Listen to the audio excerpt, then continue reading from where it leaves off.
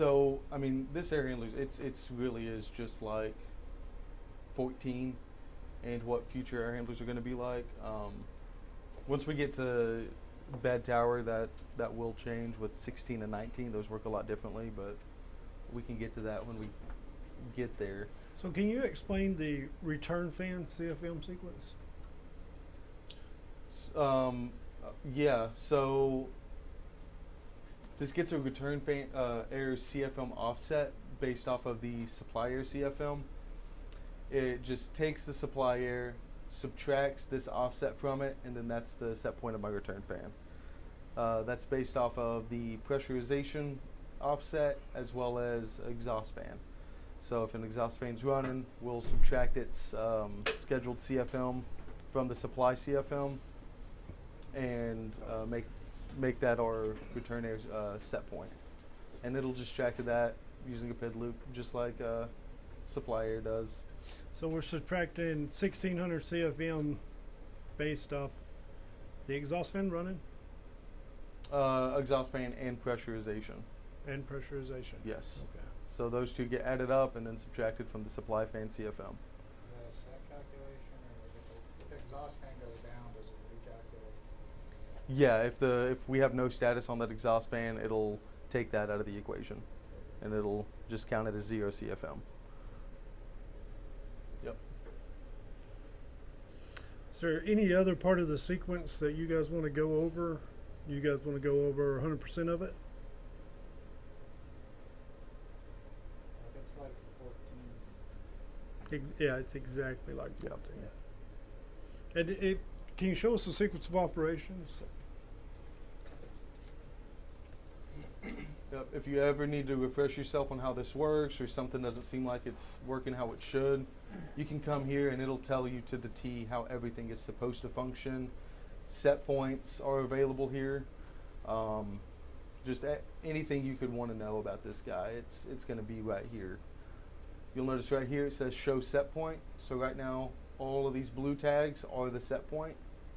You can click this and ask it to show its design values.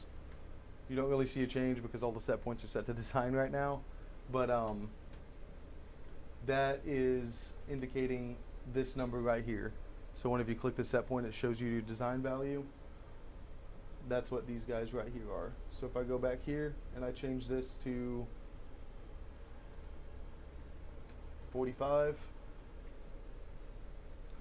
it'll change there. I go back to show set point, click on it again. Now my design value is 45. And your real design is always in the hard text beside it. So if you do change it, if you reference the actual sequence of operations, your design value will be beside the parentheses. Right there.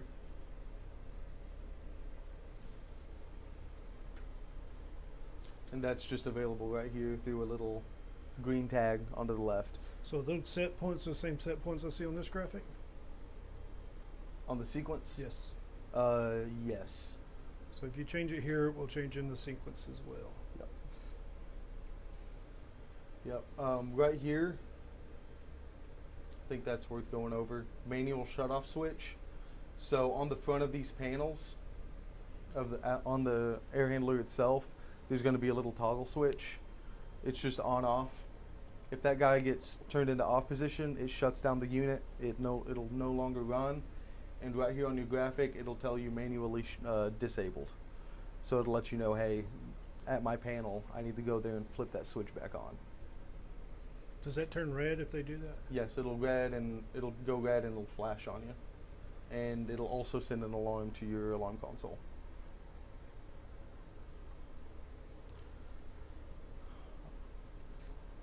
What else? Dehumidifier. When does their hot water pumps run?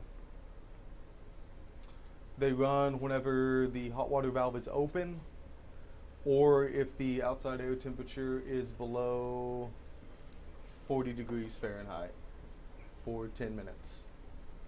And they have a minimum runtime of 10 minutes. Can you explain the rotation dates? Yep. So up here you have the hot water pump rotation. These can be set right here. The day just through a menu, the hour through just like any normal set point. So every Tuesday at 10:10 a.m. the leads of these pumps will switch. So right now it's 12B. Next week it'll probably still be 12B because they ain't running. But when they start running, it'll switch over to 12A at this time. After 7 days, which this is changeable between 1 week and 2 weeks. That it's basically just saying, hey, I gotta see Tuesday at 10 o'clock twice. We do have a reset on these guys, so if they fail and go into alarm, they will need to be reset from here.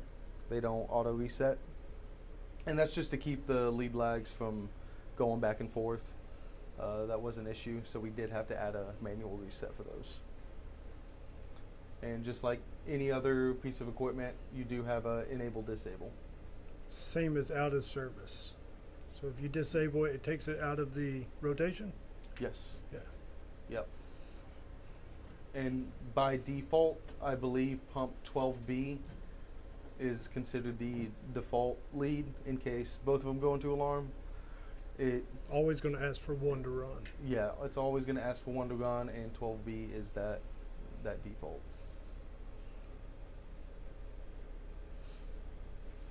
Your condensation pan, if it trips, does it do anything? That will fill up with water, and it will show alarm. Does it shut anything off? No. Nope. It'll continue to run. It'll just let you know that it's full. And on the fan coils at PACU, the condensation switch does not kill the power to the fan coils, but it will send an alarm. We don't know why some are different and some are not. Some kill, like at Early North, the condensation switch actually kills the 24 volts. PACU, it does not. So I don't know if that's factory or. Yeah, humidifier. Okay.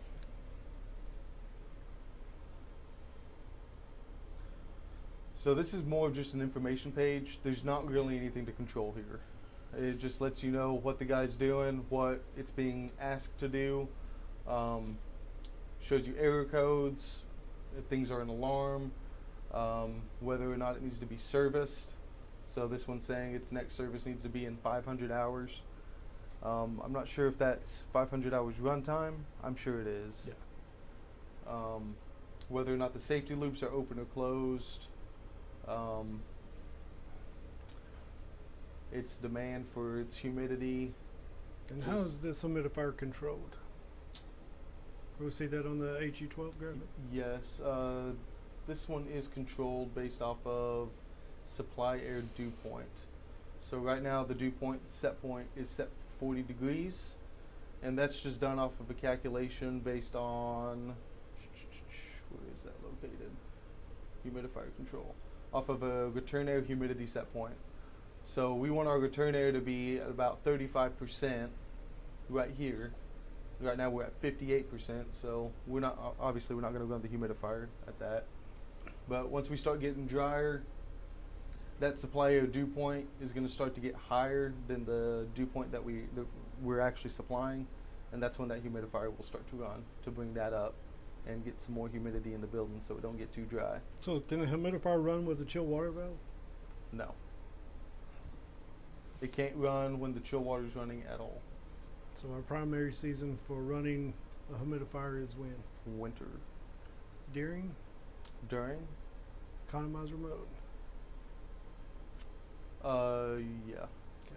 Yeah, it would be. Is that the same that we want on 14 setup? Yes. Yes.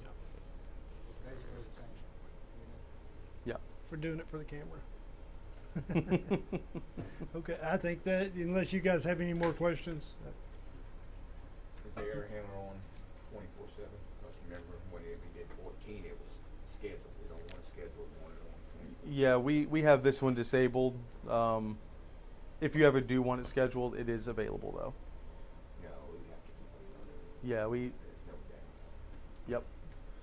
We went ahead and disabled it for you all so it would run 24/7. No, I just wanted to ask because last time it was, that's how they wanted it, so that's Yep. why I wanted to make sure it didn't happen again. Yep. Appreciate it. Okay, you guys want to go take a walk and look at